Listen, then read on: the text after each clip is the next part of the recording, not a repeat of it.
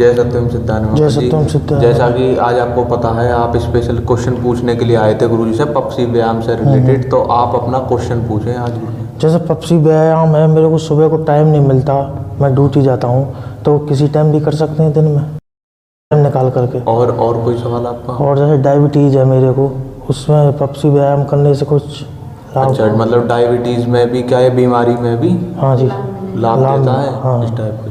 और कोई क्वेश्चन है आपका? बस और सब ठीक। जय सत्यम सिद्धानंद जी। तो पक्षी योग से रिलेटेड आपका भी कोई क्वेश्चन है जो आप गुरुजी से पूछना चाहती हो? जी जी। तो पक्षी योग से मैं यही जानना चाहती थी कि जैसे मतलब आज के उसमें इतना काम तो है नहीं घर में, वही झाड़ू पोछा या जो भी करें, फिर खाना खा के अपना कोई भी हमको नहीं मिलता है कि हम कोई भी व्यायाम कर पाएँ। तो मैं यही जानना चाह रही थी कि जो गुरुजी बताते हैं पक्षी व्यायाम से हमें कोई बेनिफिट मिलेगा कि जैसे शरीर में भी थोड़ा सा और घुटनों में भी दर्द या मतलब चलने में भी, हाँ कमर में भी दिक्कत या सर में दर्द या जैसे भी हमें आने जाने में भी परेशानी पड़ती है, तो इससे हमें कुछ लाभ मिल सकता है? तो मतलब आप ये कहना चाहती हो कमर के रोग, घुटने के रोग, जो शारीरिक रोग होते हैं खासकर महिलाओं में, क्या पक्षी योग से वो भी दूर होते हैं? जी जी। ठीक। जय सत्यम सिद्धानंद दीदी, आपका क्या क्वेश्चन है पक्षी योग से रिलेटेड? मेरा क्वेश्चन ये है, जैसे मैं जॉब करती हूँ और भी लड़कियाँ जॉब करती हैं, वो इतना ज़्यादा टाइम उन पे नहीं होता, वो ना एक्सरसाइज कर सकती हैं ना जिम जा सकती हैं, तो इससे हमें क्या फ़ायदा होगा और कैसे फ़ायदा मिलेगा इसका? जैसे कम समय में मतलब फ़ायदा मिल सकता है या नहीं? नहीं मिल सकता। ठीक। जय सत्यम सिद्धानंद में गुरुजी, आज मेरा एक प्रश्न है आपका मतलब पक्षी योग को लेके कि एक तो हम पक्षी योग का वो जानना चाहते हैं कि इसकी पीछे फिलॉसफी क्या है आखिर इसमें, कि जैसे देखने में तो ये बहुत जनरली लगती है कि हाँ भाई ऐसे ऐसे हाथ हिला रहे हैं कि इससे कुछ मतलब होता भी है नहीं होता। और दूसरा ये कि पक्षी व्यायाम में जैसे हम उसमें देखते हैं, मेन जिम में देखते हैं कि हम जिम में गए, वो बाहर से हमें अपना मोटिवेशन मिल रहा है, उससे हम एक्टिवेट हो रहे हैं। फिर उसके बाद ये है कि जिम में ये है कि पहले उसके मतलब आपको जिम जाना है तो उसके लिए चार्ज होने के लिए एक प्री वर्कआउट भी जो बोलते हैं वो खाना पड़ता है, ये करो। फिर उसके बाद उसको जो मसल टूटती है उसको जोड़ने के लिए आप वो धंधे लो, मतलब कि प्रोटीन हो गया और दुनिया भर की चीज़ें हो गई। तो मेरा सवाल ये है कि पक्षी व्यायाम से क्या, जैसे मैं हूँ, मैं अपना पढ़ाई करता हूँ कि और अपना मेरी वो भी है आर्टिकल, मैं सी कर रहा हूँ तो मेरी आर्टिकल चल रही है, तो उस बिजी शेड्यूल में ही क्या मैं, क्योंकि मेरे पास इतना टाइम नहीं है कि मैं जिम भी जाऊँ, अपना सब कुछ मैनेज भी करूँ, तो क्या पक्षी व्यायाम से ये है कि मैं उसी टाइम में, और ये कब मैं मतलब कि कम से कम समय में कि मैं अपने आप को अपना मतलब power, force, strength, stamina, energy अपने आप में गेन कर सकूं, तो आप इसके बारे में कुछ बताइए। जय सत्यम सिद्धानंद गुरुजी, मेरा आपसे क्वेश्चन ये है, जैसे पक्षी योग और व्यायामों से बेटर कैसे है? जैसे अगर रोगों के हिसाब से देखें तो रोगों के अलग व्यायाम होते हैं, या कहते हैं कि कमर में दर्द है तो आप ये करो, और जिम को एक बॉडी बनाने के रूप में देखा जाता है, योग अलग चीज़ के लिए, स्ट्रेचिंग वगैरह के लिए। तो जैसा कि बताते हैं पक्षी योग एक कंप्लीट वर्कआउट है, मतलब इससे रोग और बॉडी सब चीज़ मिलती है, power, force, strength, stamina, energy. तो इसकी ऐसी क्या खास बात है, ये वर्क कैसे करता है? इसके बारे में बताता हूँ। जय सत्यम सिद्धानंद में आज का विषय कई भक्तों का जैसे प्रश्न रहा है कि भाई हम जो है वो पक्षी योग की फिलॉसफी क्या है इसका इतिहास, और ये कैसे प्राचीन है, और इसका मेथड क्या है, सारा एक्सरसाइज तो इसकी बहुत जर्नल सी लगती है, देखने में लगती हैं। और जैसे हम जिम में जाते हैं और जिम की जो एक्सरसाइज हैं, हैवी वेट्स वगैरह, वेट ट्रेनिंग जो है बोलते हैं, वैसे वेट ट्रेनिंग वगैरह, मुगदार, अलग अलग तरीके के व्यायाम हैं इसके, तो उनसे ये किस तरीके से डिफरेंट है, अलग तरीके से अब अपने को बताती है, और ये क्यों लुप्तप्राय हो गई, और क्या इसके विषय में और क्या क्या विषय हैं इसके, तो मैं बताता हूँ। यही तो प्रश्न है तुम्हारा? जी हाँ गुरुजी, जैसे कि पक्षी योग ऐसा हम कर रहे हैं हमारे भी, और जितने भी हमारे भक्त हैं यूट्यूब पर देखते हैं तो उनका भी सवाल है कि आखिर पक्षी व्यायाम में ऐसा क्या है जो वो सबसे सर्वश्रेष्ठ है, और इसकी फिलॉसफी क्या है। दूसरा ये कि जैसे मान लो जिम में अभी सबसे ज़्यादा प्रेजेंट में जो जिम है, तो पक्षी व्यायाम देखने में तो बहुत वो लगता है कि ऐसे मतलब ये ऐसे क्या चीज़ कर रहे हैं, देखने में बहुत सिंपल लगता है। अब जिम में ये है कि जिम में आप जाते हैं, वो सब एक्सरसाइज करते हैं, तो उसमें ड्रग्स का धंधा है उसमें, कि मतलब ड्रग्स मतलब कहने का मतलब कि प्रोटीन हो गई, ये हो गया, उसमें प्री वर्कआउट, अगर आप जिम से पहले जा रहे हैं तो बॉडी गर्म करने के लिए वो प्री वर्कआउट, तो उसमें एक मतलब कसरत पे ना लेके हम अपनी डाइट को लेके खाने पे ज़्यादा फोकस है उस पर। तो पक्षी व्यायाम में ऐसा क्या है कि हम जो भी खाएं हमको उसमें से पूरा मतलब निचोड़ निकाल लें और पूरा शरीर को सकें, तो आप बताइए। तो और इस पर काफ़ी जो है लोगों के वो भी आए हैं कि भाई इस तरीके से हमें स्वास्थ्य लाभ हुआ है, हम पहले जिम करते थे या हम जो है जिम्नास्टिक करते थे या योगा भी करते थे, तो उस सब को लेकर भी हमारा जो है रिजल्ट इतना बेस्ट नहीं रहा, और इसके आने से हमारा रिजल्ट बेस्ट है। मतलब जैसे पीठ का दर्द था, पीठ का दर्द सही हो गया जो नहीं हो रहा था। शोल्डर्स के थे, ये जो इतने पेन हैं शोल्डर से लेके गर्दन वगैरह के सारे पेन, या कलाइयों में पेन होती है, या जो हाथों में कंपन टाइप का सा होता है, इस तरीके की चीज़ों को लेके, और ये से घुटनों में परेशानियाँ हो जाती है एज के साथ में, उसमें उन्हें बहुत तेज़ी से बेनिफिट्स मिला। ये विषय हर आदमी अपना अपना चीज़ों को लेके तो स्वास्थ्य को लेके प्रचार करता ही है। सवाल ये आता है कि जैसे मैंने कहा इसकी फिलॉसफी क्या है, तो पफ सी, पे, फे, से, ई, ये तो हिंदी में हो गया, और पी, एफ, एस और ई, पफ सी। तो इसका जो है, जो हिंदी वाले का मीनिंग हुआ पे, फे, से, ई, मतलब उसमें आधा से, तो पे से है प्राण और फे से है फल, फल मतलब परिणाम। प्राण जो है, क्योंकि हमारी जितना भी शरीर है ये प्राण से बना हुआ है, जब हम जाते हैं तो प्राण निकल जाते हैं, प्राण ही है, ऑक्सीजन नहीं है प्राण। प्राण इससे बहुत परे की चीज़ है, एक तरीके से समझिए कि वो आत्मा है। और फल जो है आत्मा का जो रिजल्ट है, मतलब रिजल्ट क्या है, ये बॉडी, अच्छा बुरा इसकी बॉडी जो है ये आपको मिलती है। तो पे और फे फल परिणाम, और से जो है वो है इसकी शक्ति, कि जो हमारे अंदर जो इसकी शक्ति क्या है, मतलब जो परिणाम है वो किस प्रकार प्राप्त होगा। तो परिणाम प्राप्त होता है प्राण की शक्ति से है। और सही दिशा, दूसरा से हुआ, उससे होगी सही दिशा, सही डायरेक्शन, सही लक्ष्य, जो हमारा एम है। एम क्या है, हम अपने को जाने, हमारा शरीर किस तरह वर्क करता है, हमारे शरीर में क्या क्या क्वालिटी हैं, प्राण कितने हैं, और ये सब विषय को अपने अंदर कंट्रोल कैसे करें, ये सब विषय है। तो इसकी और भी सूक्ष्म चीज़ें हो जाती हैं। और ई है इच्छा शक्ति, विल पावर जिसे हम वैसे बोलते हैं। और जो पफसी का जो अंग्रेजी वाला शब्द है एफ से एस और एस और ई, तो पी से है पावर, एफ से है फोर्स, और एस से है स्ट्रेंथ, और एस से है स्टेमिना, और ई से है एनर्जी। तो ये हो गया। तो हमारे जो भी हम एक्सरसाइज करते हैं, उन सभी एक्सरसाइजों में आप देखोगे किसी एक्सरसाइज में जैसे योगा है, तो योगा ऐसा नहीं है किसी में कोई कमी या कोई चीज़ होती है। तो हमारे यहाँ प्राचीन काल से ऋषियों ने, जब हमारे यहाँ गुरुकुल थे, जब आश्रम थे, तो उसमें दो तरीके का एक्सरसाइज आज, एक थी जो योगी समाधि वगैरह लगाते थे, तो उनके लिए समाधि से उठे एज फैक्टर के अनुसार, तो स्ट्रेचिंग था, जो आम की भाषा में बोलते हैं स्ट्रेचिंग। तो स्ट्रेचिंग शरीर को खोलना, शरीर की मांसपेशियों को खोलना, जो हमारी शरीर की मांसपेशियाँ जैसे जकड़ गया, अब यूँ ही बैठे हैं हम किसी भी चीज़ को लेकर, तो हमारा शरीर बहुत देर जड़वत हो जाएगा, घुटने जड़वत हो जाएंगे, तो अब एकदम से नहीं उठ पाएंगे। तो उसके लिए किस तरीके से करें, तो ये बनाए आसन। आसनों में कुछ पक्षियों को देख के आसन करे गए, तो यूँ मिला के आसन हुए 84। 84 आसनों में मुख्य आसन हुए 5 कौन कौन से हैं? एक तो पद्मासन है, दूसरा है शीर्षासन, तीसरा है चक्रासन, जो आप यहाँ घूम जाए चक्रासन, पश्चिमोत्तासन और मयूरासन। ये 5 है, 5 प्रमुख आसन है।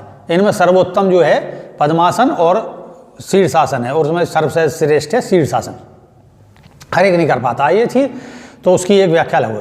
तो ये इस तरीके से होगी। तो इनमें क्या है कि इसमें कुछों में क्या है, केवल स्ट्रेचिंग है, और मतलब इसमें जैसे हम कहेंगे पावर, स्ट्रेंथ, स्टेमिना, तो इसमें स्ट्रेंथ और स्टेमिना की तो क्षमता है, और विल पावर और ये सब विषय, ये ध्यान का विषय है उसमें। तो ये केवल 2 चीज़ है योगासनों में, कौन सी? स्ट्रेंथ और स्टेमिना। और एनर्जी तो ये है कि सभी के पीछे वर्क करती है, पावर भी अपने अनुसार सभी को प्राप्त होती है, और ये तो चीज़ है।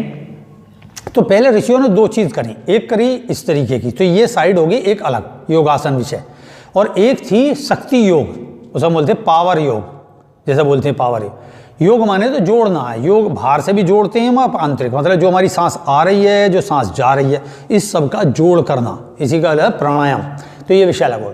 तो शक्ति योग में क्या काम करा, जो पहले समझे युद्ध करते थे, योद्धा वर्ग था, तो योद्धा वर्ग अगर अब सवेरे से सुबह से शाम तक लड़ता रहे, तो उसके लिए उसे अभ्यास कितना करना पड़ेगा, सुबह से शाम तक तलवार चलाएगा या मुगदर चलाएगा या लठिया चलाएगा या जो भी व्यायाम है। तो इसलिए तो इतना तो समय नहीं, पता चलेगा राजा थक के बैठा है, न्याय भी नहीं कर पा रहा किसी के साथ में, उसे और भी समय, भाई राजस्व है और सब चीज़ सुननी है, सारे काम करने। तो उन्होंने, योगियों ने ऐसा विषय खोजा जो शॉर्ट टाइम में और रिजल्ट हो उसका ज़्यादा, मतलब उसके अंदर इतनी चीज़ हो कि वो थोड़ी देर कसरत करे 15-20 मिनट, आधा घंटा, और उसके बाद उसका रिजल्ट हो पूरे दिन की ताकत, उसको पूरे दिन उसके अंदर स्फूर्ति, पूरे दिन स्टेमिना। तो ये एक खोज करी गई। तो उस खोज में ये देखा गया, जिसे बोलते हैं हम शरीर विज्ञान का अध्ययन करना, हमारा शरीर किस तरीके से काम करता है। तो हमारा शरीर करता है 5 चीज़ों को लेकर, जो अभी आई, पावर, फोर्स, स्ट्रेंथ, स्टेमिना और एनर्जी। और हिंदी वाले में, क्योंकि पफसी संस्कृत का है, तो पे प्राण, फे से फल, से जो है शक्ति, और से सही डायरेक्शन, और ई इच्छा शक्ति। ये 5 चीज़ उन्होंने एक खोजी। इसमें तो उन्होंने ये देखा, बाद में इंस्ट्रूमेंट बाद में आए, तो उन्होंने देखा कि हमारा सबसे पहले काम करने की शरीर का कौन सा पोर्शन है। तो एक खड़ा होना, खड़े होने का तरीका, और उस खड़े होने में जो हमारे हाथ हैं वो किस तरीके से, मतलब यहाँ से चीज़ें कैसे हम अपनी उसको सीखेंगे। तो इसका पहला ही सिद्धांत क्या है पफसी का, अंदर से अपना डेवलप करो बल को, अपने अंदर से बाहर की ओर। आप देखो, जब बच्चा जन्म लेता है पेट में, तो छोटे से सूक्ष्म से बड़ा बनता है, वो बड़े से सूक्ष्म नहीं बनता, वो मतलब छोटे से बड़ा बनता है। यही इसका मुख्य सिद्धांत है। हम क्या कर रहे हैं, जो ये जितनी भी एक्सरसाइज हैं, इसमें हम मोटिवेशन लाते हैं, पोस्टर टांगेंगे, किसी से इम्प्रेस होंगे, बहुत शरीर लिए हुए है, तो इस तरीके से हम क्या काम करेंगे, भाई डंबल लाएंगे, बादाम लाएंगे, ये सब चीज़ ला के रखेंगे। तो हम पहले अपना ग्राफ बना लेंगे, ये हमें खाना है, ये हमें कसरत करनी है चीज़। तो कसरत तो हम कम कर रहे हैं, खुराक वुराक ये डिस्ट्रीब्यूट हमने सारी चीज़ें करनी, और इसके लिए विटामिन की ज़रूरत है, प्रोटीन्स की ज़रूरत है, एक्स्ट्रा मिनरल्स की ज़रूरत है, कि भाई यहाँ पे परेशानी है या हमें जोश नहीं आ रहा, तो उस जोश लाने के लिए केमिकल्स का आविष्कार हो गया कि इंजेक्शन लगाएं या पहले कैप्सूल खा लें, फिर उससे हमें जोश आएगा, और जोश से क्या, उससे क्या होता, ब्लड सर्कुलेशन हाई पहुंच जाता है। नतीजा क्या, जो हार्ट बीट है वो तेज़ी से धड़कती है, ब्लड फ्लो बढ़ता है। ब्लड फ्लो जब इसमें बढ़ेगा तो आप में लगेगा मैं अब कुछ कसरत करूँ, दिमाग का। अगर आपने कसरत नहीं करी या आप एक्टिव नहीं हुए, तो वो चीज़ आपको हानि पहुंचा देगी, लीवर पे इफेक्ट आएगा। आपने अतिरिक्त प्रोटीन, जो 2 तरीके के प्रोटीन है, जो ओरिजिनल प्रोटीन है, और एक आ रहे हैं आर्टिफिशियल प्रोटीन, जिनमें मिलावट करी जा रही है। उससे क्या, लीवर पे फैट जम जाता है। लीवर पे फैट जमते ही जो पेन क्रियाज है और ये सब काम करनी बंद कर देती हैं। बाद में जो है पीलिया हो गया किसी को, कोई जो है मतलब लीवर के अनेकों रोगों से ग्रस्त हो जाता, आंतों में सूजन आ जाती है, और उसे खा के मतलब सही टाइम पर शौच नहीं हो रही, उसे लैट्रिन वगैरह, और वो और पता चली एक मेडिसिन काटने के लिए दूसरी मेडिसिन उपयोग में ले रहा। तो हमारे प्राचीन योगियों ने 2 चीज़ जो मैंने बताई, आयुर्वेद केवल उसके लिए था जो लोग अभी बीमार हैं और बीमार होकर थोड़ा सा उठना चाहते हैं, तो उन्हें मेडिसिन का क्या। लेकिन उन्होंने ऐसी आविष्कार करा कि आपको किसी भी मेडिसिन की आवश्यकता नहीं है। जैसे अब प्रचार चल रहा है, नाम तो योग करा रहे हैं कि भाई अपना योग, कपालभाति, सूर्य नमस्कार वगैरह, ये, लेकिन संग में क्या है, ये भी खा लो, सतावर खाओ, ये खाओ, वो खाओ, कीकर की गोंद खाओ, ये इसके पत्ते खाओ। अब इससे क्या हो रहा है कि दोनों चीज़ डिफरेंस हो गई। ना तो हमें बिलीव हो पा रहा है कि जो हम अभ्यास कर रहे हैं, जो कसरत कर रहे हैं, उससे हम स्वस्थ हो रहे हैं, या हमें दवाई खा के स्वस्थ हो रहे हैं, या दोनों के कॉम्बिनेशन से सही हो रहे हैं। तो उसमें फुल फ्लैश बिलीव नहीं आता। ऐसी जिम में गए तो उसमें प्रोटीन वगैरह ये सब लेकर, तो 2 योगियों ने जो मेथड निकाला, एक मैंने बता ही चुका, 84 आसन, उनमें 5 आसन मुख्य हैं, जो है सूर्य, ये तुम्हारा शीर्षासन, पद्मासन, चक्रासन, पश्चिमोत्तासन और मयूरासन। तो ये एक मेथड अलग हो गया। तो इसमें केवल स्ट्रेंथ आती है। आप किसी भी चीज़ को लेकर मान लो जैसे चीज़ रुक जाओगे, यहीं रुके रहो। अब इसमें क्या, एक जगह रुके हुए हो तो एक जगह स्ट्रेंथ आएगी और उसमें स्टेमिना आएगी, क्या हम रुके हुए हैं, बस ये चीज़ यूँ रुक गए, है नहीं। और एक आई जिसमें हमारी फोर्स भी है, पावर भी चल रही है, स्ट्रेंथ स्टेमिना है और एनर्जी वर्क कर रही है। तो उसमें उनका ना कोई ये कि भाई हम अपने को मोटिवेट करें, किसी चित्र को देखें, पहले कहाँ चित्र है, कहाँ आदमी घूम रहा, तो इसलिए उनकी नेचुरल अपने अंदर से ही कैसे डेवलप्ड हो।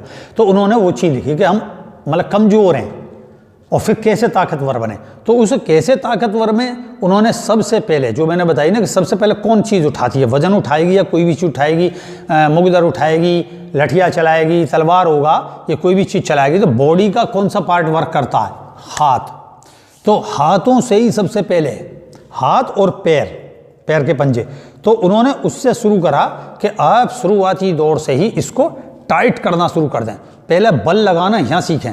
तो अब बल इसमें क्या हो रहा है, आप कंसंट्रेट हैं पहले से ही, आपके अंदर काम कर रही है, आपको ताकतवर बनना है तो आप अपने अंदर से ताकतवर बनने की इच्छा पैदा करें।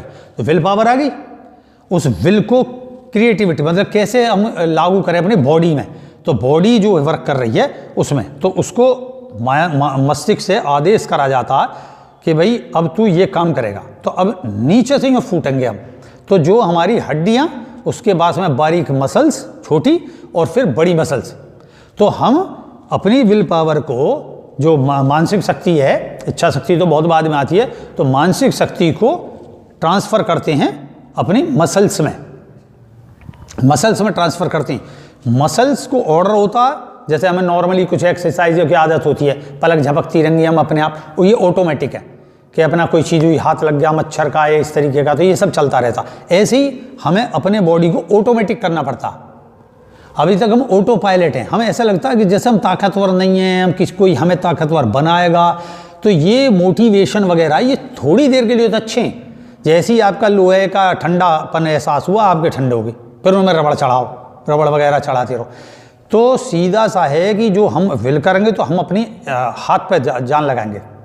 तो जब इसको हम समेटना शुरू करेंगे तो हमारी मसल्स अंदर से नीचे से फूलनी शुरू होंगी, अंदर की साइड से। छोटी मसल्स में ऑर्डर गया एनर्जी का, फिर उसने छोटी मसल्स ने बड़ी मसल्स, और बड़ी से वो चीज़, तो ऐसा करके नीचे से ब्लास्ट करेगी। अब देखो फूल को भी देखोगे तो कली, और कली के बाद वो चीज़ डेव खुलती है पूरी, ये वर्क करता। ऐसी हमारे अंदर से, वो ये नहीं है समझ, ये तो सिमटना हो गया।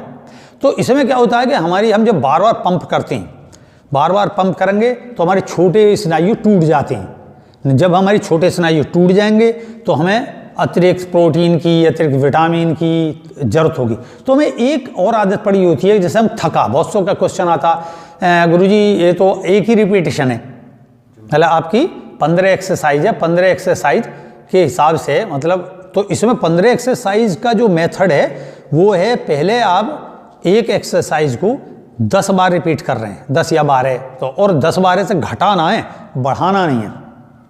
हम क्या काम करते हैं, हम रिपीटेशन बढ़ाते हैं। रिपीटेशन बढ़ाने से क्या होता है, मसल्स पंप तो करेगी, लेकिन वो एक टाइम के बाद में ब्लास्ट की ओर चलेगी वो। तो आप देखोगे नसें निकली आएंगी, वैसे सुंदरता खत्म हो जाती है शरीर का, अजीब किस्म का गठन हो जाता।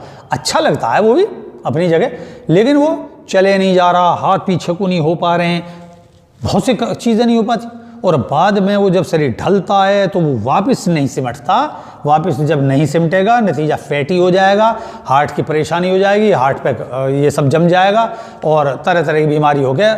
आप ज़्यादा 55-56 साल नहीं पकड़ोगे, इससे पहले ही आप जो है आपकी ज़िंदगी का हैप्पी एंड हो जाएगा। कहने का मतलब कहीं तो नमाज पढ़ने और रोजे गले पड़ गए आपके। तो और ये क्या है, ये आपको एक एज फैक्टर, आप स्वाभाविक ही अपनी मृत्यु को प्राप्त होगे जो चीज़ होती है। तो इसमें जब अपने बॉडी को अंदर से करोगे तो इसमें रिपीटेशन नहीं है, शुरू की रिपीटेशन आपने बनाई जो भी है, जैसे ये सब एक्सरसाइज हैं इसकी जो भी है वो अलग बताई जाएगी, और उस एक्सरसाइज को धीरे धीरे समय में बदलना है, कम करते जाना है। कि जैसे हम पहले 5 कर रहे थे, अब 5 से हमारा ये चीज़ करनी शुरू हो जाएगी, फिर और कम हो जाएगी ये। और हर जगह हमें पूरी अपनी बॉडी अंदर से स्ट्रेच करनी है, फैला डालनी है, पूरी ताकत लगा डालनी है। तो इसमें माइंड कंसंट्रेट होगा आपका पूरे अंदर से, आपको पता होगी कि मेरी कौन सी मसल्स काम कर रही है, कौन सी मसल्स काम नहीं कर रही, आपकी पूरे आपका कौन सा जोड़ काम कर रहा है, कौन सा लूज है, कहाँ पसली पे जोड़ पड़ रहा, पेट पे जोड़ पड़ रहा है, या चीज़ है। और सांस नहीं है कि सांस आपने रोका, सांस रोकने की इतनी आवश्यकता यूँ नहीं पड़ेगी, क्योंकि हमारी ऑक्सीजन जब हम नॉर्मली सांस लेते रहते हैं तो हमारी मसल्स काम नहीं करती, जितनी काम करती हैं उतनी उन्हें एनर्जी हमारी ऑक्सीजन के माध्यम से और जो हमारे खान पीन के माध्यम से वो बना रहता। अचानक हमने उसे खर्च कर दिया, खाली हो गई, खाली होते ही मांग करती है। मांग पूर्ति का सिद्धांत है, नतीजा क्या होता है कि हम जैसी मांगेंगे तो हार्ट पे जोर पड़ता है, एकदम सांस चलेगा, ये करना शुरू कर देंगे, फिर नाक से ना लिया जा रहा तो मुंह से लिया जा रहा। तो हम क्या सोचते हैं कि शायद हम और दौड़ें और कसरत करें तो उससे हमारा सांस बढ़ेगा, गलत, ऐसा नहीं बढ़ता। जब हम उस एनर्जी को अंदर जो खाली हो गया है उस एनर्जियों को और स्टोरेज बढ़ाएं अपने अंदर। तो इसलिए बहुत ज़्यादा रिपीटिशन की जरूरत नहीं है, कुछ ही रिपीटिशन है और पूरी जान लड़ा देने वाली कहानी है। क्योंकि हम जैसे डंबल उठाते हैं तो डंबल में हमारा माइंड होता है कि 5 किलो का 2 किलो का माइंड पकड़ लेता, 2 किलो का डंबल उठाना, उतना ही वो यूज़ करेगा, ऑर्डर कर देगा।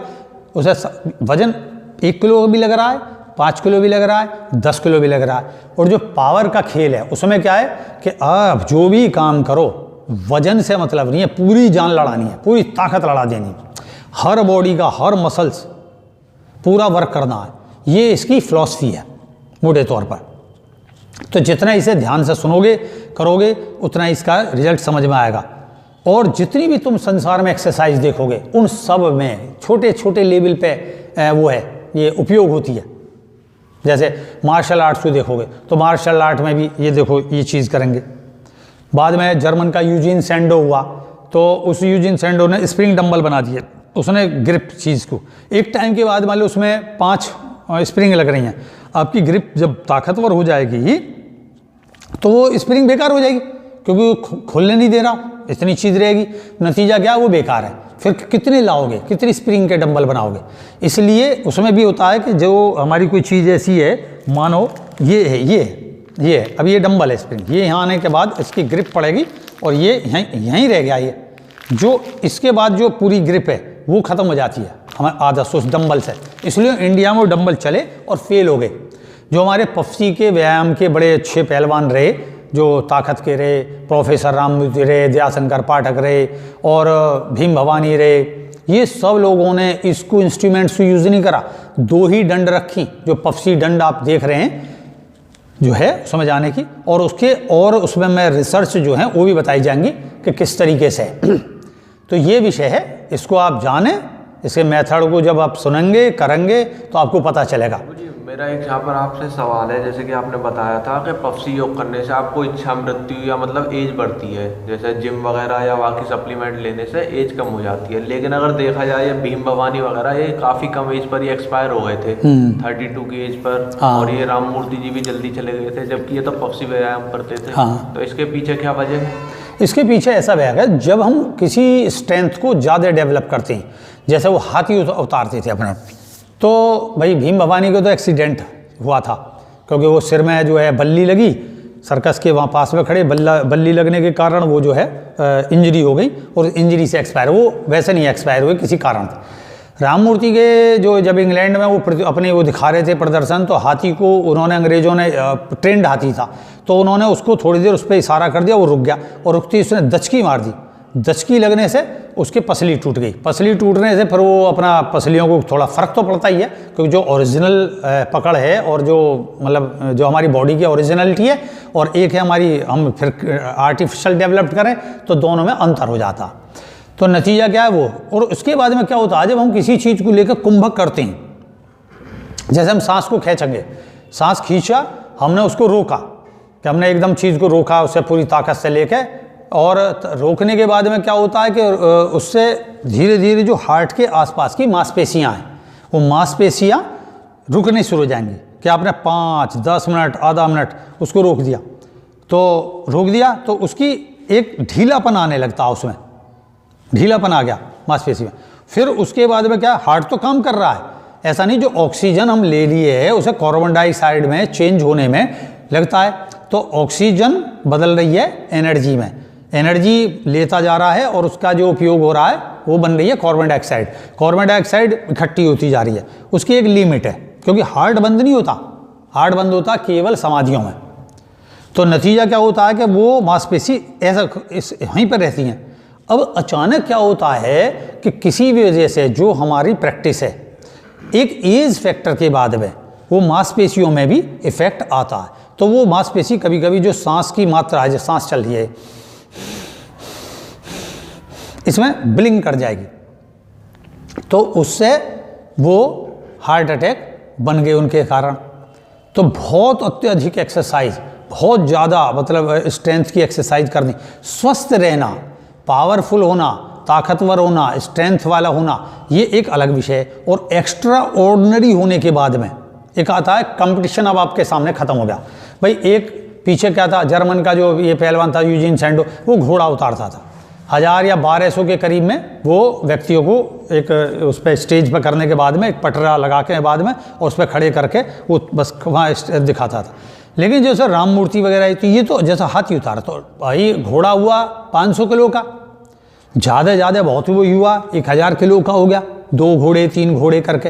लेकिन राम मूर्ति 2500 से 5000 किलो के हाथी को उतारे करा, तो दोनों में अंतर हो गया।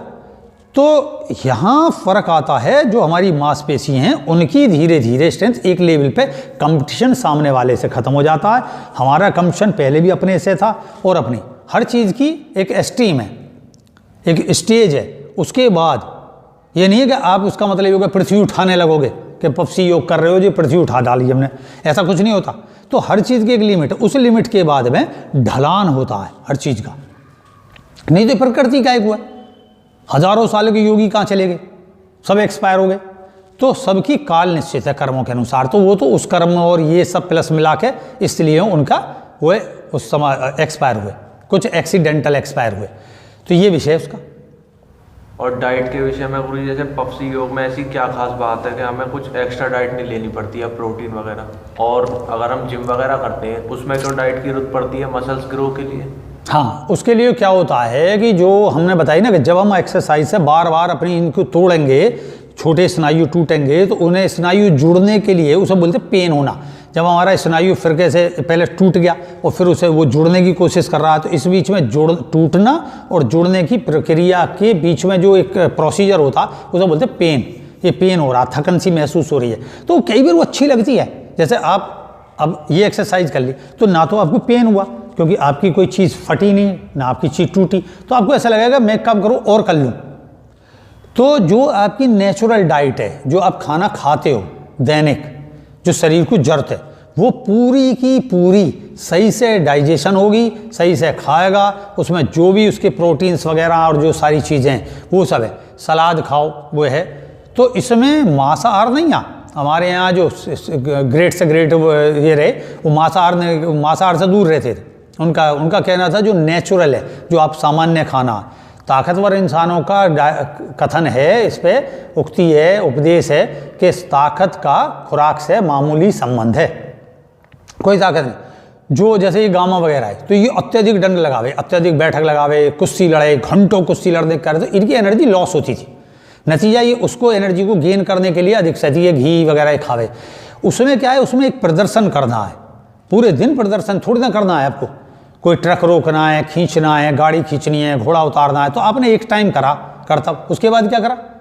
पूरे दिन थोड़ा ना घोड़े उतारते रहोगे, पूरे हाथी उतारते रहोगे, ये सब काम करते रहोगे, ये विषय नहीं है। आपने कर दिया। इनकी क्या, इन्हें 40 कुश्ती लड़ दी है 40 व्यक्तियों से, फिर कुश्ती लड़ दी है कभी भी चीज़ पे। तो एक पर्टिकुलर अगर टाइम पे इन्हें कुश्ती लड़नी होती, एक ही व्यक्ति से कुश्ती लड़नी होती। कुश्ती एक कला है, कुश्ती कला है, उसका विषय अलग है, और स्ट्रेंथ ताकत का एक विषय अलग है, कला चीज़ है। तो दोनों में, इसमें जो नेचुरल आपका खाना है, जो आप 4 चपाती खाते हो, थोड़ा सा घी डाल लिया, 1 गिलास दूध पी लिया, और अगर आप ये सब चीज़ें जो जर्नल हैं, भाई आपका अखरोट हो गया, बादाम हो गए, और काजू हो गए, किशमिश हो गए, और छुआरे वगैरह हो गए, ये बहुत है। 1 मुट्ठी और सामान्य खाना, 1 गिलास दूध, उसमें ज़रा बहुत घी, भाई इससे ज़्यादा की ज़रूरत नहीं पड़ती है, क्योंकि इससे ज़्यादा करोगे फैट डेवलप होगा और वो कहीं ना कहीं और जगह जमना शुरू हो जाएगा, और नतीजा नेचुरल चीज़ खत्म हो जाएगी। और चूंकि मैंने बता चुका है कि बार बार एक्सरसाइज करके अपने शरीर को तोड़ेंगे, तोड़ने के लिए जोड़ना पड़ता है, जोड़ने के लिए एक्स्ट्रा कहीं से और लाना पड़ेगा, इसलिए ये खाते रहो, उसका इफेक्ट आएगा कि आपकी एक्सरसाइज उतनी नहीं हुई, तो नतीजा आपके अंदर जमना शुरू हो जाएगा और आपको तरह तरह के रोग हो जाएंगे।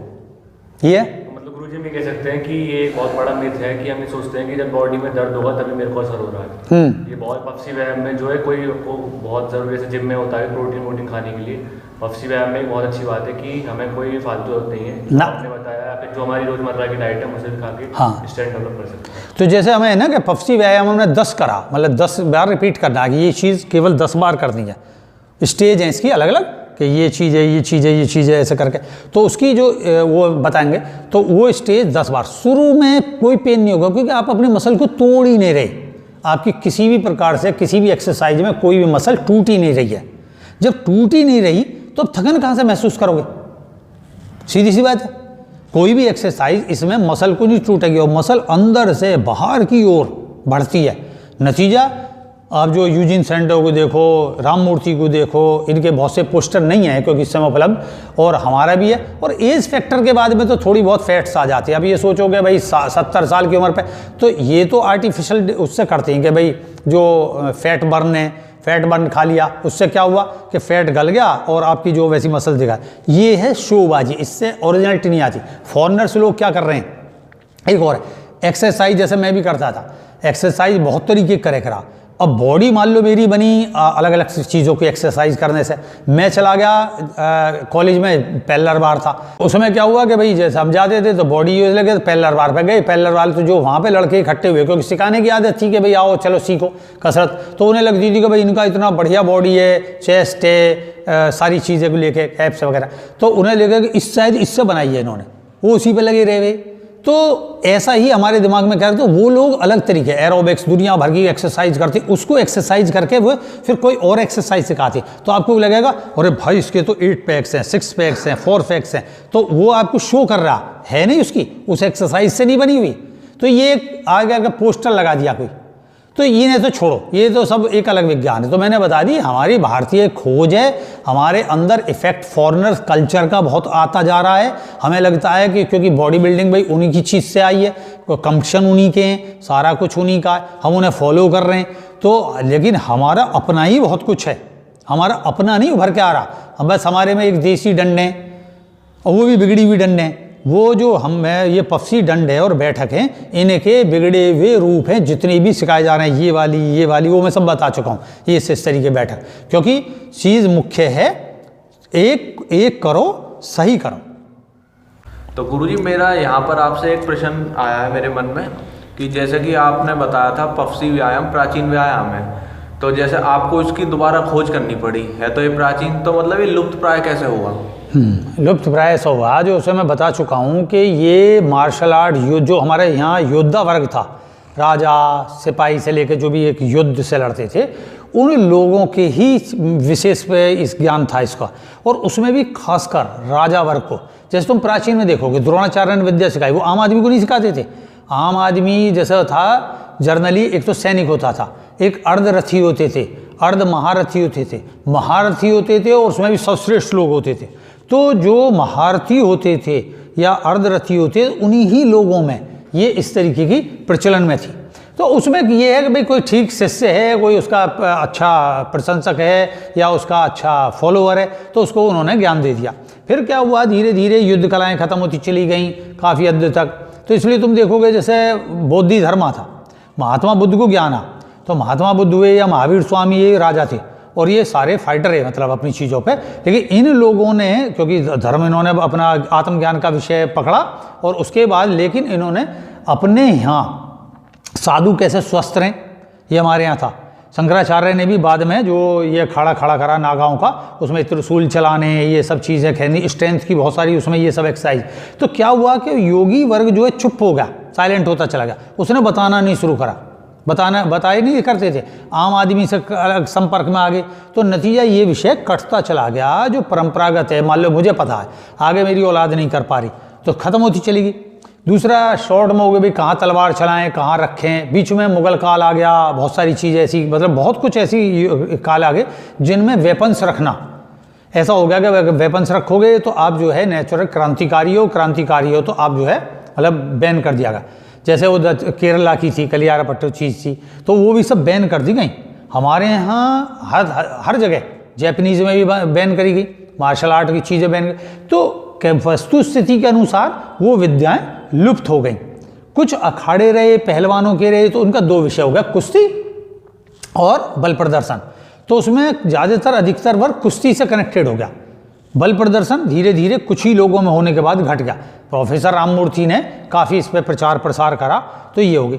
अब हमारे काल पे आने के बाद देखने ही बंद हो गए इस तरीके के, कभी कोई जंजीर तोड़ रहा है या वजन उठा रहा है या दांत से वजन उठा रहा है या इस तरीके कोई भी रिकॉर्ड है। बाद में चूंकि हमारे यहाँ दादा वगैरह पहलवान थे, पहलवानी माहौल रहा, इसलिए बहुत कुछ आ गया। और बहुत कुछ उस बीच में जैसे उनकी स्मृति चली गई, कुछ लोगों को नहीं पता, तो वो ख़त्म हो गई। तो फिर मुझे योगियों इस विषय को लेकर मैंने अपनी स्टडी करी, और जैसे कहें ना शरीर विज्ञान के अध्ययन का अध्ययन करना, तो वो हर देखोगे जितने भी टॉप मोस्ट व्यक्ति रहे, उन्होंने सब ने बाहर से प्रेरणा नहीं दी, उन्होंने अपने अंदर की, अपनी बॉडी की, मेरा स्ट्रक्चर इस किस्म का है, किसी का कद कम है, किसी का ज़्यादा है, उन्होंने अपने पे स्टडी करनी शुरू करी। अपने स्टडी के अनुसार एक्सरसाइज सेम सब जगह पूरे देशों में, ऐसा नहीं कि आदमी के भाई किसी के 2 हाथ हैं, किसी के 4 हाथ हैं, ऐसा तो कुछ हुआ है ना, सब वही हैं। तो इसलिए एक्सरसाइज तो पीछे से ही ये कंटिन्यू चली आ रही है, और गुप्त रखने के कारण लुप्त प्राय हो गई, और ये उजागर होती रहती। अब ये मैंने उजागर करी है, इसकी पूरी फिलॉसफी को लिखा है, फिलॉसफी को बता रहा हूँ, और आगामी उसमें भी आपको ज्ञान देता चलूँगा इस संबंधित। ये जैसे उस भाई का था कि भाई मैं जो है डायबिटिक है, तो डायबिटिक क्या है? डायबिटिक चीज़ होती है कि जब हम वर्क करना बंद कर देंगे, स्ट्रेच रहेगा, पानी कम पियेंगे, तो हमारे शरीर में जो सबसे पहले कौन काम करता है? लीवर धीरे धीरे लीवर ओवरलोड हो जाएगा। ओवरलोड होने के बाद में वो पेनक्रियाज पे इफेक्ट डालता है, अपना काम पेनक्रियाज को देना शुरू कर देगा। पेनक्रियाज का कितना काम है? वो केवल जो रस इकट्ठा होता है बॉडी में उसको संतुलित करके आगे पास करना। उस पर जब ओवरलोड हो जाएगा, तो जैसे कहते हैं ना कोई बांध हो और उसके ऊपर से पानी उतर जाएगा, नतीजा वो फेल हो जाएगी। फेल होते ही अब रस आपका कहीं भी जा रहा, अब जो मतलब हर पदार्थ से रस है, आप खट्टा खाओगे, मीठा खाओगे, नमकीन खाओगे, ये सब खाने का अर्थ है शुगर बनना। तो वो शरीर में जब शुगर बनेगी तो वो पास कर देगी, वो आँख में भी खट्टी हो सकती है, दिमाग में भी, कान नाक कहीं भी चीज़ घुटनों में। तो धीरे धीरे जो हमारी मांसपेशियों में वो शुगर अपना मल के रूप में जमने लगती है। तो ब्लड सर्कुलेशन, जब हमारा ब्लड फ्लो बहता है, उसको रोक देती है। तो ब्लड प्रेशर क्या है कि जैसे ही फ्लो रुका और अब फ्लो बैक मारेगा, नतीजा बैक लगते ही आपके हार्ट की ओर जैसा आएगा, जैसे कहीं से बंद लगा दो तो उसकी तरंगें वापस आती है। तो हार्ट पे जोर पड़ता, हार्ट पंप कर रहा, हार्ट आगे फेंक रहा, इधर से ले रहा, इधर से शुद्ध कर रहा, आगे को निकाल रहा, नतीजा वो हार्ट पे जोर पड़ते ही, पंप होते ही ब्लड प्रेशर बन जाएगा, ब्लड और प्रेशर के साथ। तो ये तो ब्लड प्रेशर हो गया। भाई शुगर बढ़ गई तो ब्लड प्रेशर बढ़ गया, ब्लड प्रेशर बढ़ता रहता है कंटिन्यू आपकी स्ट्रेचिंग से, तो शुगर आ जाएगी। ये सीधी सी है। तो जितनी आप एक्सरसाइज करोगे, सबसे पहले क्या होगी कि आपके शरीर से पसीना आएगा, पसीना साफ होगा, पसीना साफ होगा, रोमकूप खास हो जाएंगे, और जो आपका स्नायु है उनमें जो बह रहा रक्त है, ये जो नलिकाएं, इनमें जो रक्त बह रहा, ये शुद्ध होना शुरू हो जाएगा। लीवर पे जो जमा हुआ है वो खत्म होगा, अपना बैक होना शुरू हो जाएगा सब कुछ। लीवर अपना काम करना शुरू कर देगा, और पेनक्रियाज पर ओवरलोड जो कम होनी शुरू हो जाएगी, फिर से कवर करेगा, क्योंकि हमारे शरीर में सेल्स हैं वो अपने आप कवर करना शुरू कर देती है वापस। तो ऐसा नहीं कि रोग सही नहीं हो सकता, फ़र्क है सही तरीके से ज्ञान होना। अब जैसे उसने पूछा कि भाई महिलाएं घर में इतना काम नहीं करते, अब छोटे छोटे घर हो गए, इतना ज़्यादा काम नहीं है कि इतने चौड़े चौड़े वो हैं क्या नाम है आपके जगह, तो उनमें झाड़ू लगा रहे हैं, छोटे छोटी जगह हैं, तो उनमें कितनी झाड़ू लगाओगे, झीने से कितनी बार उतरोगे, तो वो इसलिए आपकी एक्सरसाइज नहीं हो पाती है। खड़े खड़े काम कर रहे हैं, तो मैंने इसलिए वो रसोई में किस तरीके से कार्य करें, रसोई में अपना काम करें, वो उन एक्सरसाइजों को करो जर्नली, तो इससे आपको लाभ मिलेगा इसमें, क्योंकि आपको इंस्ट्रूमेंट की जरूरत नहीं है कि आपको कोई डंबल उठाने पड़ रहे हैं, इस तरीके का नहीं। मान लो इसने पूछा भाई मेडिकल से कनेक्टेड है, अपना वर्क करती है, सुबह उठ के चली जाती है चीज़ों को लेकर, शाम को देर से आती हैं।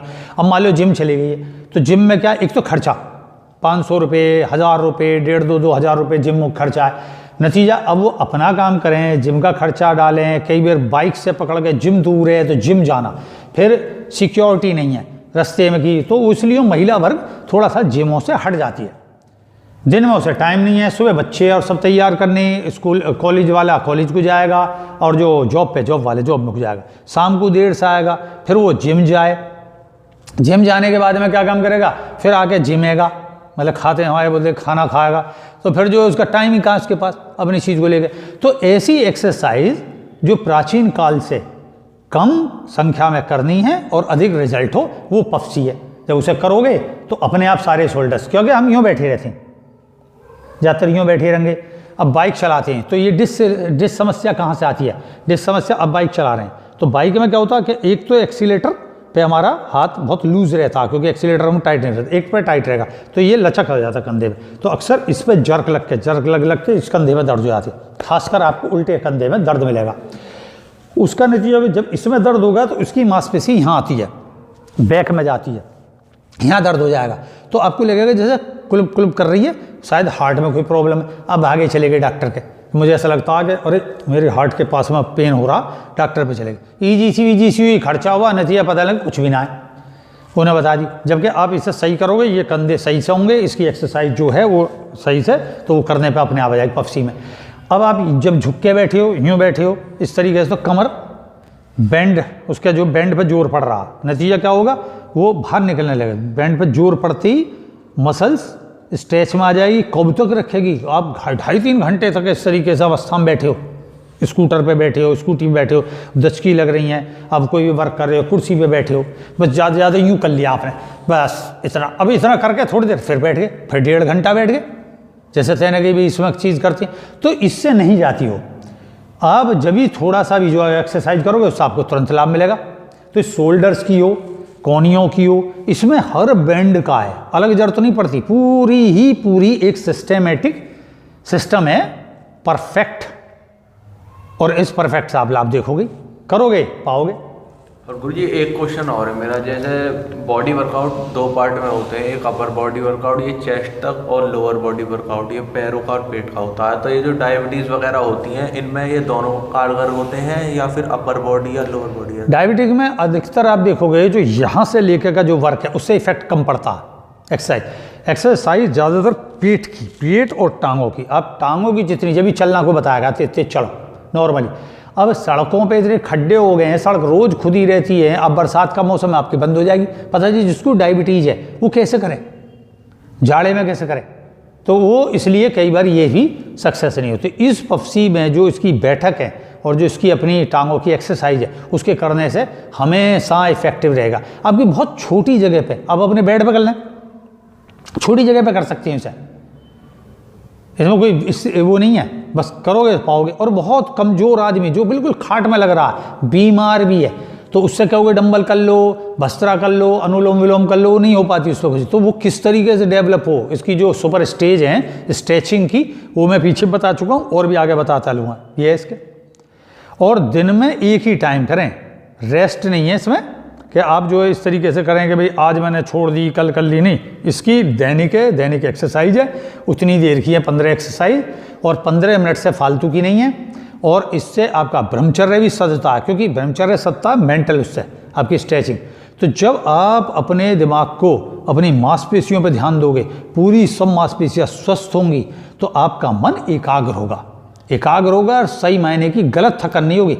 एक थकन है जिसमें आपको स्ट्रेच की गोली खानी पड़ रही है, तो नतीजा आप सो गए, वो जो फजूल दिख रहा है। और जब आप स्वस्थ हो, आपकी बॉडी में किसी प्रकार की थकन नहीं है, स्फूर्ति है, तो उससे आपको अच्छे सपने आएंगे, आपका ब्रह्मचर्य बना रहेगा, बुद्धि खुशाग्र रहेगी, एजुकेशन बहुत बढ़िया होगी, चित्त एकाग्र रहेगा, जिस सब्जेक्ट पर लगा दिया वो सब्जेक्ट आपको लाभ देगा। तो टोटल कंप्लीट है। आमतौर पे हम एक्सरसाइज करते हैं, कसरत करते हैं, डंबलिंग करते हैं, उसमें देखोगे उनकी मतलब याददाश्त अच्छी नहीं है या जर्नल है, और इससे आपकी जो माइंड की कैपेसिटी है, जो आपकी यहाँ तक कि कुंडलिनी जागरण तक का भी सब्जेक्ट है, उससे भी इसका पूरी तरीके से कनेक्शन है। तो हमारे ऋषियों ने बिल्कुल सिस्टमेटिक खोज की हुई है, बस करोगे तो पाओगे। तो प्रश्न और आए गुरुजी मेरे मन में, जैसे पफसी व्यायाम करते हैं, क्या इससे पहले जैसा जिम वगैरह में प्री वर्कआउट लेते हैं या वार्म अप करते हैं, तो क्या पफसी व्यायाम से पहले वार्म अप की ज़रूरत है? नहीं, इसमें किसी प्रकार की स्ट्रेचिंग, वार्म अप करने की या इसके बाद किसी डंबलिंग करने की, 2 हैं इसमें कला। एक है अपने को डेवलपमेंट करना और एक है हम बल प्रदर्शन करना, मतलब हम अपनी स्ट्रेंथ कैसे शो करें। तो स्ट्रेंथ की जो ट्रिक्स हैं वो अलग है, लेकिन होंगी इसी एक्सरसाइज से, ये ध्यान रखकर। आप कुछ भी वजन छाती पे चढ़ाएं, वजन दांतों से उठाएं, गर्दन की ये चीज़ कुछ ऐसा एक्सरसाइज करें, या आप सरिया मोड़ें, कुछ भी जो भी एक्सरसाइज है, एक्सरसाइज ये ही परफेक्ट है, अलग से कुछ करने की जरूरत नहीं। आपको ये कि भाई हम थोड़ा सा इस तरीके से करें, स्ट्रेचिंग करें, कोई जरूरत नहीं है। ये तो मार्शल आर्ट से कनेक्टेड है, युद्ध की कला है कि आपको भाई मूवमेंट है, तलवार है उसे चलाना है, लठियाँ चलानी है, इस तरीके की चीज़ है, वो कला अलग है और ये चीज़ अलग। और उसको भी बहुत बड़ी स्टेज पे स्ट्रेंथ देती है ये एक्सरसाइज। तो मैंने बताया ना, स्ट्रेंथ है इसमें, स्टेमिना है, फोर्स है, एनर्जी है, ये पांचों चीज़ें हैं। तो आप जैसे ही ये चीज़ डेवलप्ड होगा, आप किसी भी चीज़ में यूज कर लो, उस चीज़ में आपको लाभ मिलेगा चीज़ को मिलकर, इसलिए चीज़ पे। और इसमें जैसा बताते हैं गुरुजी, एक दिन रेस्ट लेना चाहिए, क्या इसमें ये कंपलसरी है कि हम हफ्ते में एक दिन रेस्ट लें या 7 दिन लगातार कर सकते हैं बिना रेस्ट के? इसे हम कोई रेस्ट की जरूरत नहीं पड़ती है, दैनिक एक्सरसाइज की तरीके से आप केवल दैनिक करें 15 मिनट और 15 एक्सरसाइज है बस, इससे ज़्यादा नहीं। बीच में कोई पार्टीशन नहीं करना चीज़ पे लेके, है नहीं। अब इसे करोगे आप, इसकी फिलॉसफी को समझो, जब इसे करोगे जब पाओगे, क्योंकि अभी ऐसा लग रहा है जैसे नई है, नई नहीं है, प्राचीन है। जैसे ही आप इसको बढ़ाओगे तब तुम इसका रिजल्ट देखना, एक से एक रिजल्ट। शरीर में किसी भी प्रकार का रोग, कोई ये कंधों के दर्द, हर चीज़ की जो 15 एक्सरसाइज है बिल्कुल इस तरीके से बनाई हुई हैं योगियों ने कि वो आपको पूरा का पूरा लाभ देंगी। XYZ, मैंने कहा कि रोगों के नाम नहीं ले रहा, XYZ कोई भी चीज़ हो, पहले दूसरे दिन से ही आपको पूरा पूरा इफेक्ट मिलेगा, ये गारंटी है, 100% गारंटी है। और बाकी एज फैक्टर के अनुसार बॉडी बनती है, टाइम लेता, फिजिकल भी स्ट्रक्चर अलग अलग प्रकार के होते हैं। तो अब जल्दी करना है तो भाई फैट बर्न खा लिया, फैट गला लिया, लेकिन इसमें एकदम से जल्दी नहीं है। आप देखोगे किसी भी एक्सरसाइज को लगभग सही मायने पे कोई भी एक्सरसाइज करोगे 6 महीने लगते हैं। स्ट्रेंथ स्टेमिना आने में तो आपकी ज़्यादा 15 या 20 दिन में आ जाएगी, लेकिन जो आपकी सोच रहे हो कि मेरे फिजिक और आवे, तो फिजिक में एज फैक्टर आता। और अगर आपका जर्नल बॉडी है, फैट रहित है, तो उसमें मसल्स जल्दी शो हो जाएंगी, और जो वैसा है फैट वाला है तो उसे फैट बर्न होकर धीरे धीरे उसे हुआ। लेकिन स्ट्रेंथ, पावर, फोर्स, स्टेमिना और जो एनर्जी है वो आपको दूसरे तीसरे दिन से ही दिखाई देनी शुरू हो जाएगी, ये पक्की गारंटी है 100%। और इसे करें, देखें और लाभ पाएं। इसके साथ जय सत्यम सिद्धाय नमः। काट दे, आधा घंटा तो पूरी